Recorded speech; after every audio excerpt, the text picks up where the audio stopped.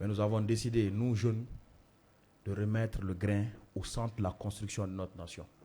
C'est la raison pour laquelle, à partir de maintenant, chaque dimanche à 18h sur YouTube, vous trouverez une émission complète qui est dédiée à l'entrepreneuriat, dénommée Le Grain des entrepreneurs.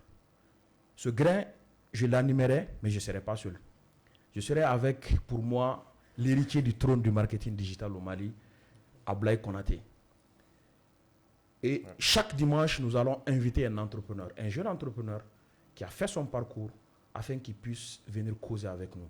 Et pour ce jour, nous avons avec nous Moussa Doumbia, qui est promoteur et aujourd'hui PDG de Jubougouni. Ablaye, comment ça va? Je vais bien, Sio. Et toi? Bienvenue dans ce grain. Merci. Moussa, comment ça va? Oui, ça va, alhamdoulilah. Bien. Alors, on va rentrer rapidement dans le vif du sujet. Ablaye, si tu le permets. Moussa, Ouais. Bougouni a fait du buzz sur les réseaux sociaux. Ok, Mais les gens commencent à dire où est passé Bougouni. d'accord. Moussa, comment va Bougouni? On en est où avec Bougouni? Dis-nous. Ok. Déjà, je remercie Repair Invest Club, voilà, pour cette initiative. Je pense que l'écosystème en a besoin en termes d'innovation, de communication, surtout de partage d'expériences pour la génération future entreprenante. Bougouni se porte bien. Voilà, Bougouni va bien. Et on a commencé en 2018, donc ça fait pratiquement 7 ans. Comme tu l'as dit, à chacun son parcours, à chacun sa vision et sa passion. Donc, Bougouni, déjà, moi, c'est Moussa Doumbia. Pour ceux qui ne me connaissent pas, je suis le promoteur de la société Jus Bougouni. Nous évoluons essentiellement dans la production de boissons à base de fruits locaux, essentiellement la mangue, le tamarin, le bissap, le zéguené, Tomi, entre autres. On a 14 saveurs aujourd'hui. Okay. Voilà, donc l'usine c'est à Modibabougou. Okay. Voilà, donc essentiellement c'est ce que nous faisons. Et l'usine se trouve chaque fois. Aujourd'hui même on a fait du zéguené que j'ai amené. Ok. Voilà. Oui. D'accord. Ablaye, Oui. Moussa n'a pas encore dit comment va Bougouni. En tout cas, Je te laisse le soin de lui reposer la question. On va décortiquer tout ça. Ok. On va pas beaucoup trop mettre la pression sur Moussa. D'accord. Ok. Moussa, bienvenue dans Merci l'émission. beaucoup. Merci. Et aussi aux internautes qui souhaitent voir en fait leur entrepreneur préféré ici, n'hésitez pas à poser des questions, à mettre des commentaires. Absolument. Surtout à vous abonner à la chaîne. Exactement. C'est quoi le nom de la chaîne déjà? Cissé Isiaka Omar Cissé pour un début. Isiaka. Exactement. Allez-y vous abonner. Tout le monde, allez-y vous abonner parce qu'on est au grain ici. Nous allons poser toutes les questions, on va tout décortiquer. C'est que vous n'avez pas l'habitude d'attendre là, c'est ce qu'on va dire ici. On est au grain. Voilà. Alors, on continue avec les questions. Parce que Moussa, tu as introduit Bougouni, n'est-ce pas? Exact. Mais la question qui me vient directement à la tête est que avant, je voyais beaucoup de communication sur Bougouni. Ok. Mais là, actuellement, je ne sais pas si c'est moi ou c'est en fait tout le monde passe la même chose. Ok. Mais je vois qu'il y a plus en plus de moins de communication au niveau des réseaux sociaux de la part de Jus Bougouni. Est-ce qu'il y a-t-il réellement un problème? Je ne vois pas là où exactement vous voulez en venir. Côté communication, en tout cas, il faut que les gens comprennent que dans une entreprise, il y a des responsabilités pour chaque poste. Ouais. Voilà, au niveau de la communication, au niveau de la production, on a des responsables. Okay. Et au démarrage même, c'est vrai que j'ai un peu démarré seul, mais ça n'a pas allé loin. Ça n'est pas allé loin. Okay. Donc, l'idée de base, c'était avec un frère même d'ailleurs. Voilà, donc on était plusieurs dès le départ. Donc, à chacun sa responsabilité. Et côté communication, c'est vrai qu'au début, on mettait beaucoup plus l'accent. Tout le monde a mis l'accent sur Bougouni. Voilà, c'est la raison pour laquelle aujourd'hui Bougouni a 18 000 abonnés. Contrairement à peut-être nous, nos pages personnelles qui sont à 5 000 et quelque chose abonnés. Donc, on a mis le paquet parce que la communication, tu es un expert dans le domaine, c'est important. C'est important, c'est très capital. Ouais. On a eu à signer avec des partenaires très spécifiques, des artistes et des influenceurs comme Bigini Bagaga, Petit Gimba, Darkep, voilà, avec lesquels on a alloué beaucoup de budget. Ouais. Donc, côté communication, toujours, Bougouni fait beaucoup plus sur le terrain en sponsorisant des activités. Même demain, nous sponsorisons des activités jeunes, voilà, et qui répondent aussi à nos responsabilités sociétales. Okay. Donc, tout ça, il y a plusieurs stratégies que nous mettons en avant, qui continuent toujours.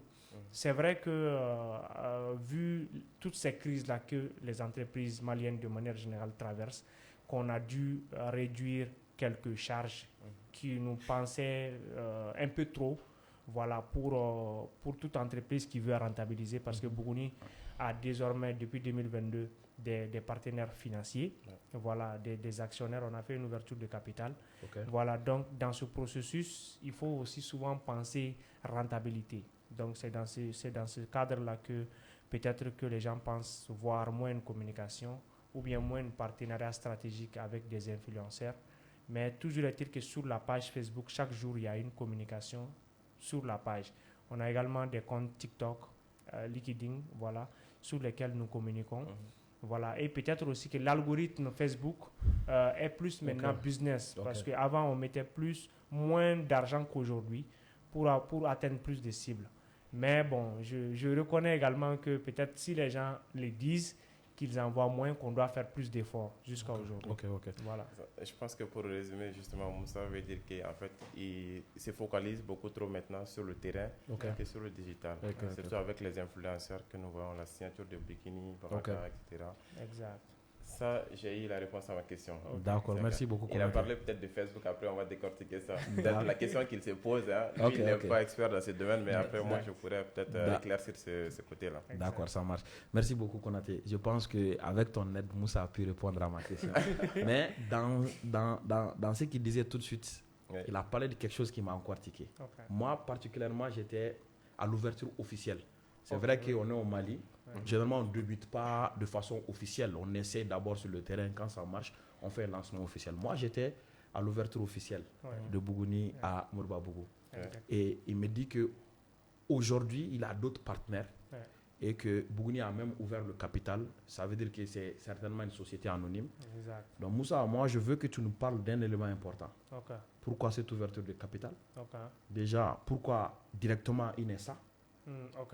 Les contraintes des SA, il faut que ceux qui nous suivent puissent comprendre un peu le choix de la typologie d'entreprise. Et secondo, les modes de financement, comment vous avez choisi le financement et quelles ont été vos expériences en termes de financement. D'accord. Je pense que... Excusez-moi, avant de répondre à cette question-là, peut-être Moussa peut éclaircir un peu, donner plus d'explications aux statuts juridiques qui sont utilisés par les entreprises. Parce que les entrepreneurs ne le savent pas. Surtout les plus jeunes, c'est compliqué. Effectivement. Donc il faudra peut-être éclaircir. C'est l'un des aspects assez essentiels pour notre écosystème parce que beaucoup d'entrepreneurs ne connaissent pas trop tout ce qui est juridiction, fiscalité. Je vais regrouper cela, je pense, dans la structuration. Voilà, structuration, surtout structure de gouvernance pour faire développer les entreprises. Bon, et au-delà de ça, c'est une question de vision pour chaque entrepreneur. Je pense que c'est ça. Et d'avoir aussi une culture, non seulement dans la juridiction, mais également dans la finance. C'est assez essentiel. Parce que quand on a une culture assez développée de la finance, de la juridiction, on peut... il y a d'autres compétences, mais pour le moment, je me focalise sur ces deux. On peut analyser là où notre trajectoire, là où on veut aller et faire le choix judicieux de notre croissance. Donc, c'est dans ce cursus, en fait, que moi, personnellement, il n'y a pas plus tard que 3 jours, j'anime un panel sur les statuts juridiques au profit des étudiants pour qu'ils comprennent qu'au début, on peut commencer avec une statut juridique unipersonnelle qui ne coûte pas très cher, 10 000 francs à l'API Mali. Voilà. Et après, parce que ça, on peut se permettre de le faire quand on est seul. Mais quand on décide de s'ouvrir, c'est ce même jour-là qu'on doit normalement changer de statut juridique. À condition peut-être que le partenaire en question ne le souhaite pas, mais c'est très rare. Ce n'est même pas logique. C'est pas logique. Donc, dès qu'on a un autre associé ou un partenaire d'autres financiers qui veulent interagir avec la société parce que c'est une entité morale, il faut envisager de changer de statut. Et dans cela, il y a plusieurs formules. On peut aller en SA, société anonyme ou SARL, société anonyme unipersonnelle, SA unipersonnelle, SAS, société non collective. Donc, il y a plusieurs formes. Voilà. Et parmi ces sociétés, chacune a ses avantages. Certaines sont plus étiquetées pour certains secteurs spécifiquement. Les sociétés non collectives, généralement, c'est pour le commerçant. Les SARL ou les GUE, ça, c'est pour généralement... ceux qui ont des associés de manière générale dans les entreprises. Donc, chacune de ces sociétés également a ses prérequis. Pour la SA que nous avons choisie, le capital minimum, c'est 10 millions. C'est 10 millions de francs CFA.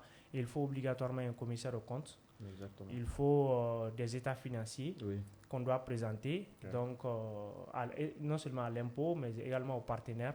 Il faut une assemblée générale.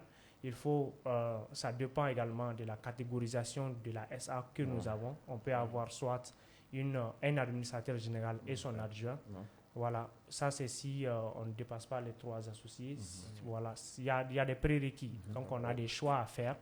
Voilà, ou on peut aller à un PDG, un directeur général et un président directeur général. Donc c'est lui qui a les 2 casquettes est appelé PDG. Donc que les jeunes ne se donnent pas les titres les titres comme ça sans pour autant comprendre les fondements, parce qu'un PDG c'est un président directeur général. Donc il y a un conseil d'administration qui est présidé, donc qui se tient également sur des assemblées générales chaque année. Donc il y a tout cela. Donc maintenant ça c'est les sociétés. Avant de quitter cette partie-là, il y a quelque chose qui m'intéresse là-dedans. Moi qui suis sur le digital là, est-ce qu'il y a un statut spécifique aux entreprises qui évoluent sur le digital? En tout cas pour l'instant au Mali, est-ce qu'il y en a? À ma connaissance, non. Non, parce que le digital, c'est assez nouvelle, je peux le dire, sur notre tendance, sur notre économie. Parce que tu vas voir même les documentations qui montrent un peu la catégorisation des entreprises. Généralement, ils les mettent toutes, si c'est des individuels, des activités générales. Voilà, ils les mettent commerce général, c'est ce que je veux dire, commerce général. Ils nous mettent tous dans cela. Voilà, pour les activités, pour les entités unipersonnelles. Mais pour le digital, je pense qu'il faut... ça revient peut-être à la même chose, que vous soyez du digital ou de la vente des boissons comme moi, ou d'un livre. Si vous avez un associé qui finance, ça revient aux finances en question. Donc, voilà. En vrai, c'est quelque chose qui m'a beaucoup fatigué. J'ai eu beaucoup de difficultés à ce niveau-là. Parce qu'au début, j'ai commencé mes activités en ligne. Donc, je faisais tout en ligne. Mais j'avoue, pour trouver un client, surtout les entreprises, il faudra avoir quand même un statut. Peut-être, il te demande un compte bancaire pour le chèque, etc., pour le versement, etc. Et là, moi, je devais avoir ça obligatoirement. Et quand je démarrais, je n'avais pas ce moyen-là, en fait, de prendre peut-être une SAR. Et là, ça m'a causé beaucoup de difficultés. Après, je me suis débrouillé parce que j'ai quand même raté des clients à ce niveau. Après, là, actuellement, j'ai pris une SAR, mais je voulais savoir réellement s'il y avait vraiment un statut qui était adapté. Et je vois que tu viens de confirmer, en fait, ce que je pensais.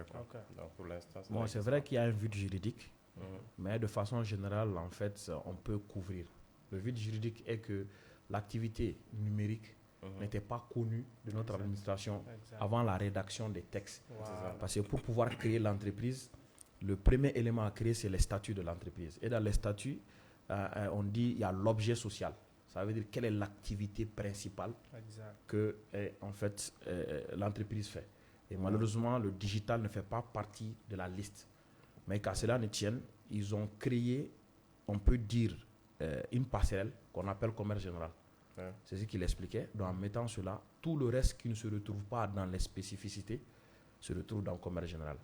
Donc, il y a ce vide juridique-là qui est là. Et malheureusement aussi, comme tu l'as dit, dans le processus de structuration ou de légalisation de l'entreprise, il faudrait, après les statuts, aller chercher le NINA, après le NINA, le RCCM, après le RCCM, le NIF. Et malheureusement, pour le NIF, qui est le numéro d'identification fiscale, il faut un siège social identifiable. Donc tous ces éléments-là sont des vices juridiques. Et je pense que peut-être, on pourra le dire, nous sommes des jeunes, nous voulons contribuer aussi au développement de l'écosystème. Ce grain pourra permettre même à nos autorités de voir ce vide-là. Peut-être même nous consulter, nous pouvons les aider à pouvoir corriger, à améliorer ces éléments-là. Parce qu'il y a un vide juridique. Et voilà, nous sommes des patriotes économiques. Nous pensons que, voilà, il faut réellement que l'écosystème apporte quelque chose au pays et nous sommes prêts à contribuer. Donc je pense que je vais remettre la parole encore à Moussa pour nous donner un peu plus de détails parce qu'il y a une partie de la question qui n'a pas été répondue. Je pense à porter un peu sur le financement, les différents modes de financement, mais également pourquoi ce choix-là au niveau de Bougouni. Voilà, comme je le disais, c'est à l'entrepreneur. Tout tourne autour de l'entrepreneur à un certain niveau, sur sa vision C'est ça. d'évolution, sur ce qu'il veut réaliser, justement parce que l'entrepreneur, c'est un créateur de valeur. Ok. Voilà, et cette valeur qu'il veut créer, est-ce que ça se limite à lui seul et à ses salariés, entre autres? Parce que généralement, il faut aller à un autre niveau. Ouais. Voilà, et cet autre niveau, si l'entrepreneur a cette vision, ce qui va venir après, c'est quelle forme financière, quel statut financier voilà, est conforme à cela, parce qu'il y en a plusieurs. Voilà, et qu'est-ce qui est conforme à cette vision, justement? Okay. Donc, c'est en cela que personnellement, j'ai réfléchi et j'ai vu un vide, peut-être pas un vide juridique, mais un vide financier, en termes de produits financiers conformes, parce que les systèmes de financement généralement sont traditionnels chez nous. Voilà, que ce soit les systèmes bancaires qui demandent assez de taux ou assez de garanties pour les jeunes. Donc, j'ai fait partie du même lot, voilà, qui trouve que c'est assez traditionnel, qu'il faut innover parce qu'on n'a pas de banque, on n'a que des banques commerciales. Le projet est en cours. Même hier, j'étais en discussion avec l'un des consultants, conseil technique du ministère de l'Entrepreneuriat, qui me dit que c'est en cours. Voilà, on attend la réalisation. Donc, moi, j'étais dans ce même lot où les systèmes de financement n'étaient pas assez conformes à la vision que moi, je voulais atteindre, parce que moi, j'étais prêt à une ouverture claire et nette. Et dans cette ouverture, il faut être prêt. Voilà, peut-être que d'autres questions vont venir, mais je vais répondre directement à celles que Ishaka a demandé. Donc, moi, j'étais prêt à une ouverture et à ce que je puisse partager cette société, pas qu'à moi ou qu'à ma famille, mais à d'autres partenaires, à d'autres personnes, voilà, qui peut aussi renforcer la notoriété, l'image, mais également le réseau de l'entreprise. Parce qu'une ouverture de capital, ce n'est pas que l'argent, c'est l'expérience, l'expertise et c'est les réseaux. Exactement. Donc, et ça, c'est le premier niveau. Le second niveau, ça, c'était concrètement Bougouni même. Quels étaient les besoins de Bougouni à son temps? Nous, en 2022, lorsqu'on a décidé de faire l'ouverture de capital, je dirais qu'on se suffisait. En termes de capacité d'autofinancement, c'était bon. Voilà. Mais il y avait énormément de défis, voilà, qui sont généralisés par tous ceux qui sont dans la transformation de manière générale.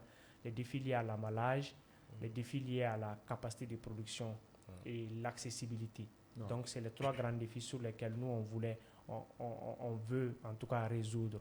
Parce que les gens ont beau vouloir le Made in Mali. Le Made in Mali, c'est vraiment un débat à part, quoi. Voilà, les gens ont beau vouloir le Made in Mali, mais si les solutions ne sont pas adaptées au pouvoir d'achat et assez accessibles à tout le monde, c'est compliqué. Donc c'est là que est venue cette volonté de faire une ouverture de capital à des investisseurs internationaux, locaux et internationaux, voilà, pour pouvoir évoluer. Et on a effectivement fait la chose, voilà, avec une structure de gouvernance que nous avons mis en place, que nous avons également mobilisé, voilà, quelques ressources pour pouvoir atteindre les objectifs. Voilà, on a aussi nos propres expériences qu'on a eues. Voilà, malheureusement, nous n'avons pas atteint les 10%, voilà, de manière financière. Voilà, mais en nature, on avait atteint un certain niveau. Voilà, d'autres défis ont fait qu'on a dû reprendre pour encore reconstruire, aller sur de meilleures bases. Voilà, mais je continue de croire en fait que grâce à la collaboration, c'est très difficile la collaboration africaine. Que ce soit du niveau de Bougouni ou dans d'autres structures que j'ai fait partie, dans d'autres associations, je n'ai eu des problèmes qu'au jour où j'ai décidé de m'ouvrir. Voilà, donc, mais je pense que cela n'empêche, j'ai beaucoup d'amis qui me disent pourquoi tout ça encore pour l'écosystème, évolue seul dans ton coin. Je me dis que non, jusqu'à présent, malgré que j'ai eu beaucoup de coups bas, j'ai eu énormément de défis, énormément de difficultés, je continue de croire qu'il y a quelque chose peut-être sur le fonctionnement qui n'a pas marché, mais si on travaille justement là-dessus, au fur et à mesure, on peut trouver. C'est ça. Konaté? Je vais rebondir sur en fait ce qu'il a dit là tout de suite, parce que tu as eu beaucoup de défis, il y a eu beaucoup de difficultés. Exactement. Mais, du coup, qu'est-ce que tu conseillerais peut-être aux jeunes ou aux entrepreneurs qui souhaitent ouvrir leur capital? Leur capital, comme moi, peut-être en 2021, qui était encore résistant, réticent, disons, je veux dire, qui était réticent à une ouverture de capital, Parce qu'on le dit, hein, seul, on va plus vite. Ensemble, on va plus loin. Mais après l'expérience que moi, j'ai reçue de Ensemble, on va plus loin, comme je viens de le dire, est-ce que j'oserais dire que, confirmer cela? Est-ce que je ne dis pas à un jeune, finalement, d'aller seul? Voilà. Okay. Mais, pour moi, ça reste toujours la chose que j'ai dite. Ça dépend de l'entrepreneur en question. Qu'est-ce que lui, il veut faire? Ça, c'est la question de base. Parce que ce n'est pas le financement le problème, en réalité. Le problème, ce n'est pas le financement. Okay. Il y a des gens qui ont... Moi, de 2018 à 2022, avant l'ouverture de capital, j'ai chaque fois été contacté par des partenaires financiers, solo. Ce n'était pas une ouverture publique comme on l'a faite, mais c'était... voilà, je te connais, ou je t'ai vu à travers un truc. Ils m'ont approché pour dire, faisons une association. Voilà, j'ai toujours désisté. Donc, et cela continue. Même avant de venir ici, j'ai été contacté par des gens qui me disent, est-ce que l'ouverture de Bougouni continue toujours? Je vais investir. Voilà. L'argent, ce n'est pas le problème. Mais pour le jeune, moi, ce que je conseille, c'est d'abord d'être préparé. D'être préparé mentalement, psychologiquement, d'être assez structuré dans sa boîte. Également, d'avoir une bonne structure de gouvernance et une vision d'ensemble. Parce que c'est ça qui va permettre à ce que lorsqu'il va ouvrir, parce que quand tu ouvres, dès que tu ouvres ton capital, tu n'es plus seul, hein, mon gars. C'est ça. C'est comme si tu avais deux battants, deux grandes portes chez toi, tu rentres, tu fermes quand tu veux. Mais dès que tu ouvres, c'est les portes là que tu enlèves. Saka obedo, ba obedo. Bon, je ne traite pas les investisseurs. Non, ce n'est pas pour traiter. Les investisseurs, je pense que c'est des potentiels. C'est vraiment des personnes respectables. Absolument. Voilà, parce que même sortir 5 000 francs de ta poche pour investir dans un projet, c'est quelque chose. En tout cas, chez nous. Exactement, même 5 000, même 500 francs. Mais juste le fait que l'entrepreneur, quand tu ouvres, c'est ça en fait. Terre à terre, c'est ça. Ouais. Tu enlèves les deux battants. Les gens rentrent, les fous rentrent, tout le monde est là. Donc, tu ne sais pas finalement qui est le bon, qui est le mauvais. Donc, est-ce que ta capacité de leadership te permet de mobiliser ces gens? Parce que l'ouverture de capital, c'est 2 R, la réussite. Pour les jeunes qui ne le savent pas. C'est 2 R. Premier R, c'est rêver. Deuxième R, c'est rassurer. C'est les 2 R de la réussite, voilà, d'une ouverture de capital. Maintenant, est-ce que tu es prêt? Le rêve là, c'est facile. Ouais. On nous traite de manette de rêve chaque jour. Mais est-ce que après la gestion, rassurer les gens, continuer sur la vision, la trajectoire, est-ce qu'il est possible de le faire finalement? Parce que c'est ça la grande question. Et ça revient à un seul mot. Est-ce que tu es prêt à assumer les conséquences? C'est très important. Voilà. J'ai compris que, je n'ai pas terminé avec Moussa. D'accord. J'ai compris, il a dit en fait qu'il y a eu quand même des potentiels investisseurs qui lui ont contacté. Oui. Et j'ai compris qu'il veut montrer qu'il faut être prêt d'abord. Tu vois, en tant qu'entrepreneur, il faut être prêt avant d'ouvrir en fait son capital. Exact. Est-ce que ces investisseurs qui sont venus vers toi, tu as refusé, tu les as recalés? Est-ce qu'en ce moment précis, tu n'étais pas prêt ou bien ce n'étaient pas des bons investisseurs? Il y a l'un d'entre eux, deux cas qui m'a tiqué. L'un m'a dit, il m'a dit clairement que lorsque tu n'es pas prêt, ne viens plus me voir. Mais les deux, c'était presque pareil. C'était presque pareil. Parce que vous savez, les investisseurs, généralement, les business angels, comme leur nom l'indique, les business, c'est les anges du business. Quand on parle d'anges, là, ce n'est pas qu'ils sont gentils, hein. L'ange de la mort, donc c'est l'autre côté. Non, il ne s'agit pas d'être gentil. Ils sont gentils. C'est cette couverture qu'on met, mais il ne s'agit pas de cette gentillesse dans le business. Le business, c'est l'ange du business. Et le business a ses réalités. Ce n'est pas la mosquée.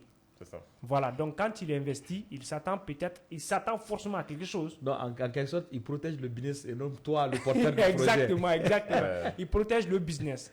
Donc eux, ils ont dès qu'ils te regardent, dès que tu viens, ils n'ont pas besoin de passer 10 minutes avec toi. 1 minute, tu ouvres ta bouche, ils te connaissent. Tu peux ouvrir juste ta bouche pour parler une phrase, c'est fini. Ils vont te dire qui tu es, qu'est-ce que tu aimes faire, qu'est-ce que tu n'aimes pas faire, qu'est-ce que tu es capable de faire, qu'est-ce que tu n'es pas capable de faire. Est-ce que tu vas fuir avec leur argent, ils le savent. Yeah. Est-ce que tu vas bien gérer, ils savent. Donc, c'est des gens, ils sont à un autre niveau. Donc, j'ai rencontré certains. Le premier, c'est lui qui m'a dit qu'il est intéressé et que moi, vous savez, quand un ange de votre domaine, du business, te tape la poitrine, qui dit qu'il est intéressé, tu en jaillis en tant qu'entrepreneur. Bon, ok, moi j'ai dit, il n'y a pas de problème. Il m'a demandé de faire un business plan, j'ai fait le business plan, il m'a demandé certains rendez-vous, je suis venu. Et j'ai un peu fait traîner la chose. Je l'ai fait comme naturellement, quoi. J'ai voulu le faire, j'ai voulu faire traîner les choses parce que je n'étais pas prêt, justement. Et lui, il n'a pas eu besoin que je lui dise que je ne suis pas prêt. Il l'a senti. Et il a senti. Et au prochain rendez-vous, quand je suis venu et que je lui ai dit, voilà, c'est ça qui m'a retardé et tout ça, il m'a dit, jeune, tant que tu n'es pas prêt, il ne faut pas nous côtoyer, nous, quoi. On est à un autre niveau. Ouais. Et le deuxième, lui, je suis venu cravater et tout ça là, veste et tout. J'ai chorbi le français et tout. Il était intéressé. Et quand je sortais de la salle, il m'a dit, jeune homme, j'ai dit oui. Il dit, prochaine fois, quand tu viens, ne porte pas de veste, ni une cravate. Et puis, il faut parler en langue locale. Tu peux pas tu peux pas m'influencer, quoi. Donc, ça m'a tapé la tête. Je me suis dit, voilà. Donc, pour les entrepreneurs, il faut vraiment être prêt. Ouais. Il faut être prêt soi-même, mais il faut être à un autre niveau. Parce que ces gens de business ne sont pas là pour rigoler. C'est ça. Voilà. C'est ça. Konaté, si tu le permets, je voulais rebondir en deux sens sur ta question. Ok. C'est ça. Avec la réponse de Moussa, moi j'ai juste envie de le demander. C'est quoi être prêt justement? C'est ça. Hein? Ok. Et secondo, Oui. pour moi en tant que financier par exemple, je me dis que c'est vrai, il y a la structuration de l'entreprise, Ouais. mais il y a aussi le produit et la rentabilité Ouais. qui sont des éléments dont je n'ai pas vu. Ok. Mais je te laisse d'abord répondre à la première question, on touche après au produit même et à la rentabilité financière. Ok. Déjà, être prêt pour un entrepreneur, comme je l'ai dit, il y a la structure de gouvernance interne. Ouais. Il y a les stratégies. Voilà, les stratégies, c'est à plusieurs niveaux. Ouais. Voilà, ça, c'est la gestion interne. Ouais. Voilà, il faut qu'en tant qu'entrepreneur qui existe depuis 1 année, 2 ans, 3 ans, 5 ans, que tu puisses toi-même te dire, OK, aujourd'hui, mon entreprise vaut telle somme. Voilà. Quand tu n'es pas prêt avec ces informations, tu peux facilement être dans l'erreur. Voilà. Parce que quelqu'un peut venir, comme j'ai l'habitude de recevoir des messages de beaucoup de jeunes pour me dire, tu sais, j'ai telle personne qui veut me donner 10 millions et il veut qu'on fasse tchétché. J'ai dit, mais tchétché, toi, ton entreprise vaut combien? Il me dit, il ne sait pas. J'ai dit, mais tu n'es pas prêt. Tu n'es pas prêt à ouvrir ton capital. J'ai dit, tu connais un état financier? Il me dit non. J'ai dit, mais tu n'es pas prêt pour une ouverture de capital. Non. Donc, je lui pose certaines questions fondamentales sur la rentabilité, justement, parce que quand tu ne connais pas les états financiers, que tu ne connaisses pas, je vais essayer de récapituler les deux en même temps. Quand tu n'as pas un modèle économique clair, comme il le disait, produit, voilà, tu sais exactement quand tu vas à tel, ton coût de production revient à tel, donc quand tu vas à tel prix, donc tu gagnes ça. Exactement. Tu sais, avec ça, souvent, pour la plupart du cas, avec un document Excel, moi je l'ai testé, avec un simple document Excel, sur la capacité d'autofinancement, sur la marge, sur les produits à travers les coûts de production, même si c'est 25, 50 francs de marge que nous avons sur chaque produit, ça peut permettre ça peut en tout cas renforcer la confiance d'un investisseur pour t'accompagner. Voilà. Ah ouais, ça fait 50 francs, ça fait la boisson Bougouni coûte 5 francs, ça fait 10%, c'est pas petit, hein? Non, c'est pas petit. C'est un exemple, c'est pas de bully en tant que tel. Voilà, donc il s'agit de connaître tout ceci, le modèle économique, les stratégies commerciales, surtout les stratégies commerciales, parce qu'un partenaire peut être convaincu, peut-être tu peux lui dire, mais Tu peux dire que, par exemple, tu as 10%, comme par exemple, sur le cas de Bougouni, j'ai 10%. Mais généralement, même les bailleurs ont une idée sur les secteurs. Ouais. Ils ont une idée. Exactement. Tu évolues dans tel secteur, comme par exemple, toi, tu es dans le digital, tu rencontres un investisseur, tu as beau parler, tu as beau lui montrer tes chiffres, lui, il connaît déjà, en fait. Ouais. Il sait déjà les statistiques. standards, Il a les statistiques. ouais. Il sait déjà que dans le BTP, les statistiques, c'est 15%. Ouais, Il sait que dans les jus, c'est 10%. Il sait que dans tel, il connaît déjà. Hein. Donc, toi, en tant que jeune entrepreneur, tu penses pouvoir, en tout cas, l'influencer d'une manière ou d'une autre, alors que lui, c'est pour ça que je dis ils sont à un autre niveau. Ouais. Donc, être Il y a prêt, c'est l'expérience. surtout quand tu lui dis que tu gagnes tel pourcentage. Par exemple, si c'est 10% logiquement et que tu dises que c'est 30%, il va te poser des questions. Donc, si tes réponses sont logiques à travers ce que tu es en train d'avancer, ça peut influencer encore en ta faveur. Parce que quand tu dis, OK, nous, par exemple, tes concurrents ont plusieurs chaînes pour arriver au consommateur final. Il y a par exemple 4 chaînes. Donc, tu dis que tu as innové à limiter les chaînes. Donc, forcément, tes retours sont encore plus conséquents que les concurrents. Donc, c'est tout ça qu'il faut maîtriser. Donc, ils vont voir aussi la structuration annuelle. Pas seulement financière, mais surtout les innovations que tu as apportées, les capacités de production que tu as. Si c'est un produit ou un service, ils vont regarder tout ça. Voilà, et l'impact, surtout l'impact. Ouais. Combien de personnes sont touchées par ce que tu fais? Est-ce que tu es leader dans ton domaine? Voilà, il y a certains investisseurs aussi qui le demandent. Voilà, souvent ils mettent ça souvent parce que en général, je sais que beaucoup de bailleurs ou d'investisseurs aujourd'hui financent plus au potentiel du promoteur que du projet lui-même. Donc voilà, cette capacité de redevabilité est importante pour juste parce qu'il y a plusieurs types de bailleurs en fait. Donc, mais pour les bailleurs qui sont un peu sur les questions de développement durable, donc ils vont aussi regarder tout cela. Donc, à l'interne, il y a beaucoup de choses à mettre en avant, comme je parle des stratégies, mais également à l'externe, et également la capacité de gestion et de leadership du promoteur. Donc, c'est tout ça qu'il faut pour pouvoir aller à un autre niveau avec les investisseurs. Donc, Konaté, tu permets la deuxième question, je parlais un peu de la conception même du produit. Oui. Est-ce que Bougouni était réellement prêt avant d'ouvrir le capital par rapport à la qualité réelle du produit? Je donne un exemple simple. J'ai l'habitude de causer aussi avec des gens par rapport au Made in Mali dont tu parlais tout de suite.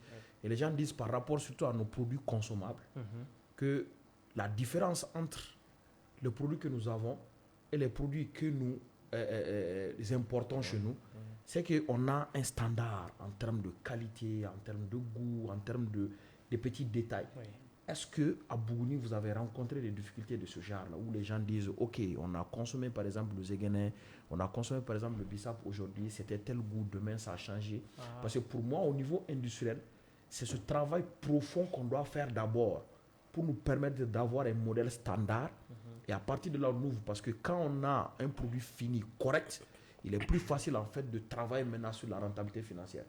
Et lorsqu'on a la rentabilité financière et surtout qu'on est en incapacité de servir toute notre cible, là on peut chercher un financement pour nous permettre d'exploser notre capacité de production et ainsi de vente. Exact. Voilà. Ok, c'est une question très pertinente et beaucoup de ceux qui sont dans notre domaine ne se posent pas la question malheureusement parce qu'ils pensent que ils sont dans la transformation et que c'est ce domaine d'expertise qu'ils doivent uniquement maîtriser, alors que c'est important de maîtriser cette question de finances qui chaque est en train d'avancer. Donc maintenant, pour ce qui est de la conception du produit, nous on a commencé avec deux gammes, uniquement deux gammes. Donc après on a vu que voilà, il y a d'autres besoins que les gens réclament et nous avons misé sur cela. Et ça c'était les premières, deuxième, troisième années.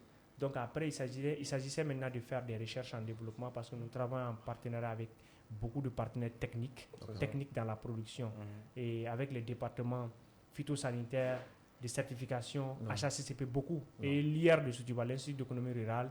Voilà, plusieurs partenaires en fait qui sont uniquement sur cette question technique. Donc ça nous permet non seulement de voir les innovations produits, mais également à maîtriser les coûts. Avoir les produits les plus rentables pour pouvoir mieux les vulgariser, afin de pouvoir être rentable, Absolument. court, moyen, long terme. Donc, quand je vois, au niveau de Bougouni, c'est cela. Ouais. Et grâce à ça, en 2020, on a décidé de changer un peu la donne. On a ajouté le petit logo devant. Ok. On a changé l'emballage, l'étiquetage en Ok. petites cases. Ok. Voilà, tout ça pour nous différencier. Mhm. Et je pense que nous sommes la première entreprise à avoir positionné les boissons Made in Mali sur les bouteilles en verre à Ok. 500. Ouais. Parce que lorsque nous sommes venus dans les Made in Mali, c'était à un truc de 350. Mais les entrepreneurs ne s'en sortaient pas du tout. Absolument. Voilà, là où même moi j'ai appris la production, c'était la transformation, c'était à 350. Ok. Mais aujourd'hui, ils sont venus à 500. Ok. Nous avons beaucoup joué là-dessus, à travers ce que vous disiez au début, la communication, parce que c'est ça aussi qu'il faut mettre en avant. Il faut sensibiliser, Très il faut que important. les gens voient la qualité, Exactement. la qualité visuelle, chose qu'on a fait. Mais à l'interne également, le goût, je peux certifier qu'on a très peu de retours négatifs par rapport au goût du produit Bougouni. Ok. Les gens se plaignent de l'accessibilité, Non. plus de l'accessibilité. Ok. Voilà, mais que côté goût, au lancement même de Bougouni, on a préparé beaucoup de riz et tout ça là pour les invités. Mais les gens, ils ont tellement bu les jus qu'ils étaient rassasiés. Ils étaient rassasiés avant la C'est ça. venue. Ouais. Donc ça, c'était aussi une nouvelle gamme qu'on a mis en avant avec les charrettes mobiles. Donc côté produit et les autres côté prix, marketing, nous, on a pu, en tout cas, mis un accent fort là-dessus avant l'ouverture de capital. Donc c'était clair. Ok. Avec un coût de production qu'on maîtrisait très bien. Ok. Voilà, donc aujourd'hui, en 2022, le coût de production qu'on avait, c'est pas le même qu'on a aujourd'hui. Ok. Donc, on voit aussi ces fluctuations de prix pour diminuer, parce qu'on ne peut pas forcément éliminer, pour diminuer de manière conséquente certains produits qui ne sont pas rentables et après voir quelles sont les autres mesures qu'on peut mettre en avant. Mais, je le répète, l'ouverture de capital, tout ça, c'était déjà bon, mais c'était vraiment basé sur le fait que l'accessibilité du produit et l'emballage l'emballage, en fait, l'agroalimentaire tourne autour de l'emballage. Ouais. Ok. Ouais. Par exemple, quand tu pars en Chine ou que tu restes ici, tu demandes à un fournisseur, peu importe partout dans le monde, que tu veux installer une usine, la première question qu'il va te poser, c'est quel emballage vas-tu utiliser? Non, Parce que c'est primordial quoi, pour tous les autres.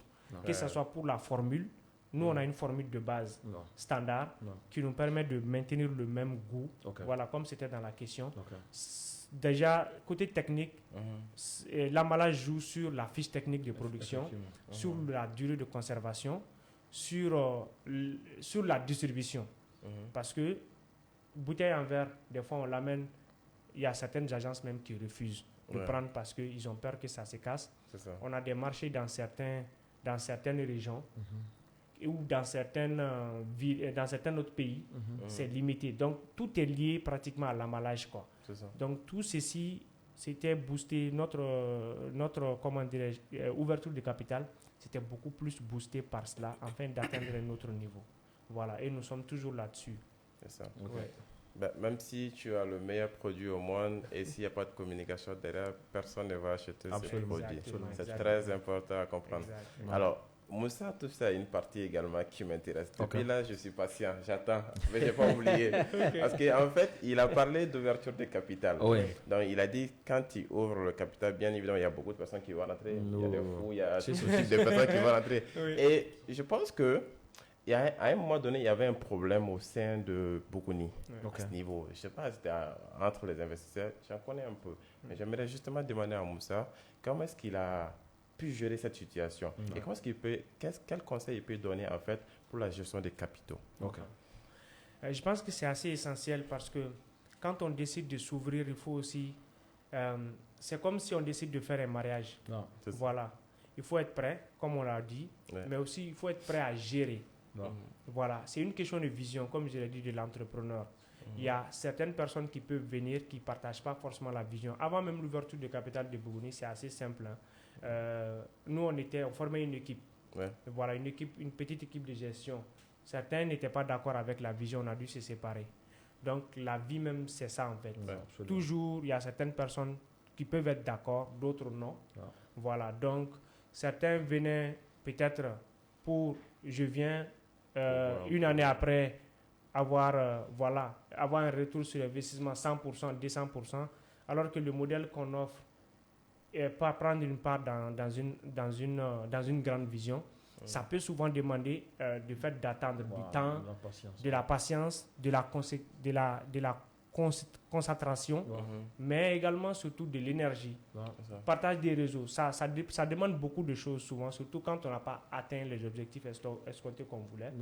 Donc, je comprends normalement que certains ne puissent pas comprendre. Donc, on a dû se séparer, en toute tranquillité, pour pouvoir continuer avec notre vision, même si ça n'est fait que un quart.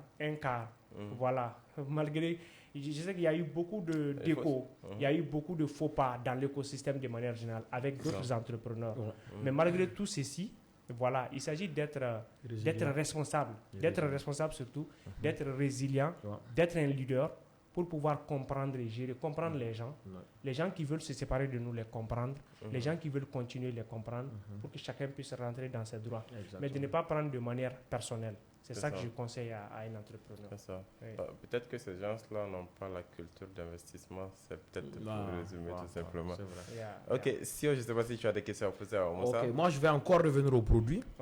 Parce que voilà, je pense que Bougouni est un espoir pour le Mali. Sincèrement, il faut le reconnaître en fait. Donc moi, je ne vais pas le lâcher en fait. Je vais vraiment le titiller parce que qu'on arrive à faire ça, c'est quand je dis patriotisme économique, on va encourager les gens qui osent, mais on va aussi encourager les gens qui acceptent d'élever les standards. Parce que Bougouni commence à le faire. Et je pense qu'on va titiller, rentrer dans les problèmes profonds, afin même peut-être les aider à arriver à ce standard-là. Parce qu'on veut de la boisson. Bougouni, c'est de la boisson naturelle. Donc ça veut dire qu'il n'y a pas de conservant ou il y a moins de conservants. Il n'y en a même pas. Donc vu qu'il n'y a pas de conservant, est-ce que ça ne joue pas un peu sur le stockage du produit, sur votre capacité à commercialiser par exemple hors de Bamako? Est-ce que vous ne rencontrez pas des difficultés par rapport à ça? Si oui, comment est-ce que vous faites pour vous en sortir? Parce que ça va demander une gestion de stock très très rigoureuse en fait. Exactement. Cette question revient fréquemment par rapport à l'emballage. Parce que tout tourne autour de l'emballage, comme je l'ai dit. Il y a beaucoup qui ont entrepris derrière Bougouni, qui ont essayé de faire la même chose, mais qui se sont penchés sur d'autres emballages. Parce qu'en technologie alimentaire, les bouteilles en verre occupent 10 sur 10. Après, c'est l'inox, 8 sur 10. Après, c'est l'aluminium. Voilà, l'aluminium. Après, c'est les cartons. Et les plastiques, c'est vraiment à bas. Parce que chauffer une boisson à une certaine température, parce que nous, on chauffe, on pasteurise, à une certaine température, pour les mettre dans des bidons, il faut forcément des conservants. Et nous, dès le départ, Bougouni même a vu le jour en famille, où le papa, il avait une maladie respiratoire, qui consommait beaucoup de boissons gazeuses. Voilà. Il n'avait pas consommé, c'était 5. Donc, moi, j'ai commencé à faire des jus de Zegena et de CB pour lui à la maison. Maintenant, après, c'était une question de vision après de développer cette même solution. Maintenant, voir les emballages dans la technologie alimentaire et entre cette question d'emballage, de stockage et de conservation, qu'est-ce qu'il faut choisir finalement? Est-ce qu'il faut ajouter des conservants? Les conservants, il y a des conservants naturels, mais il y a des recherches jusqu'à présent là-dessus pour que ça puisse tenir dans des bidons plastiques. Mais ça, comme je l'ai dit, on a beaucoup de partenaires techniques dans les boissons, mais ce n'est pas encore vulgarisé. Donc, on pense que ça va donner et qu'on puisse aussi utiliser les formats bidons plastiques sans pour autant utiliser des conservants. Et maintenant, je pense que là, la distribution sera encore plus grande. On n'aurait pas à mettre des conservants dans des boissons pour pouvoir commercialiser. Ça, c'est assez intéressant. Maintenant, pour le reste, nous avons aussi un autre projet qui est en cours, qui a déjà démarré, mais on n'a pas encore communiqué là-dessus. C'est le nouveau projet de Bougouni, sinon même la deuxième entreprise, qui va être lancée en mois de mars, au plus tard en mois de mars, voilà, qui s'appelle Akira. Oui, qui va aussi jouer beaucoup sur ça. Une autre solution, oui. D'accord. Guérin Diarra, on n'a pas parlé Bambara, c'est une faute. Parce qu'on a dit qu'on devait. Guérin Maban, follow parce que. Il y a des Guérin Gaban. On va faire un coroner de Doni. Il y a des Guérin Gaban. On va peut-être demander à Konaté s'il a une dernière question avant son mot de fin aussi, quoi. C'est ça. Bon, moi, je pense que je vais poser cette question-là à toi parce qu'il ne faut pas qu'il y ait un grain béguin marocain. Oui, on a des grains. Pour le temps, il y a pas de problème. Donc, je vais te poser cette question-là. Okay, je pense que ça serait intéressant parce qu'il y a beaucoup qui se posent la question sur toi-même, ton profil. Mais, en fait, je ne sais pas comment dire, mais l'entrepreneuriat, on pense que tu es contre l'entrepreneuriat alors que tu es entrepreneur. Ok. Qu'est-ce que tu as à dire aux gens? Merci beaucoup, Konaté, pour cette question. Je vais peut-être profiter de cette occasion. Je n'aime pas trop me justifier. C'est vrai, les gens en parlent, mais je vais répondre à la question. Parce que pour moi, essentiellement, en fait, l'entrepreneuriat a besoin de ressources. Et on a 3 ressources, en fait. On a tout ce qui est ressources financières, on a tout ce qui est ressources matérielles, mais aussi on a la ressource la plus importante qui est la ressource humaine. Moi, je ne suis pas contre l'entrepreneuriat, je suis plutôt contre le fait que pour entreprendre, on se met à dénigrer le salariat. C'est ça mon problème, en fait. Donc, je suis pour l'équité. Et d'ailleurs, il y a même une de mes vidéos qui publie où j'ai dit qu'on a besoin d'entrepreneurs, on a besoin de salariés, on a même besoin de bons fonctionnaires. C'est le jour où tu vas aller, par exemple, dans une administration où peut-être la personne à laquelle tu t'adresses n'a même pas le salaire de ton gardien, mais a le pouvoir de t'empêcher d'avoir un document que tu sauras que c'est bon d'avoir d'autres. Donc, je milite pour un écosystème où il y a un respect entre en fait, les rôles. Chacun est important et chacun peut apporter de la valeur. Sinon, je suis entrepreneur et j'accompagne aussi des entrepreneurs. Pour preuve, vous pouvez les suivre beaucoup que j'ai accompagnés aujourd'hui qui réellement réussissent dans l'entrepreneuriat. Voilà, c'est un peu ça la raison principale. Donc, ça fait que voilà, je vais en contradiction avec ce que les gens veulent. Juste être pour l'entrepreneuriat. Non. Moi, je suis pour un écosystème. Et l'écosystème, c'est un ensemble. Et cet ensemble nous permet d'avancer ensemble. On a besoin d'entrepreneurs. Et ces entrepreneurs doivent être soutenus par des bons salariés qui ont en fait un certain niveau d'éthique, un certain niveau de déontologie, qui comprennent que voilà, il n'y a pas de concurrence déloyale. Parce que c'est ce qui est en train de bousiller un peu notre écosystème. Voilà. Et on aide un entrepreneur à gagner plus. Il peut même nous créer des cadres où on a des salariés qui gagnent des millions, qui n'ont pas besoin forcément d'entreprendre. Et avec une bonne gestion de leurs finances, peuvent investir et devenir riches en restant salariés. Voilà. En résumé, c'est ça que je peux répondre à cette question qu'on a dit. Je pense que tout le monde a compris. Moi, j'ai bien compris, en fait. Non, mais en réalité, le temps a tellement filé vite. Absolument. Pratiquement, on a presque terminé. Donc, j'ai beaucoup de questions encore, et pour toi et pour Moussa. Et aussi, j'avais dit que j'allais éclaircir une partie sur la communication. Vas-y, mon cher. Malheureusement, le temps. Mais on va laisser ça au prochain épisode. Donc, ça va permettre aux gens également de venir sur le 2e épisode. Et aussi, ce que j'ai envie de dire, c'est d'inviter les gens à mettre des commentaires, à poser des questions. Exactement. Et aussi à nous dire en fait le prochain invité qu'ils souhaitent voir sur ce plateau. Sur le plateau, exactement. Voilà, donc interagissez, posez des questions et voilà. D'accord, merci beaucoup Konaté. Je pense que tu imposes au grain, à Moussa maintenant de revenir au grain. Il est déjà membre du grain, il est obligé de revenir maintenant parce qu'il y a des questions qu'on n'a pas posées. En tout cas, en ce qui me concerne, on sera ensemble tout le temps dans le grain. On sera ensemble ici. Ce serait un plaisir pour moi de répondre à tes questions. Donc Moussa, si tu as un dernier mot avant qu'on ne quitte le grain. Ok, le nouveau projet de Bougouni va se lancer bientôt.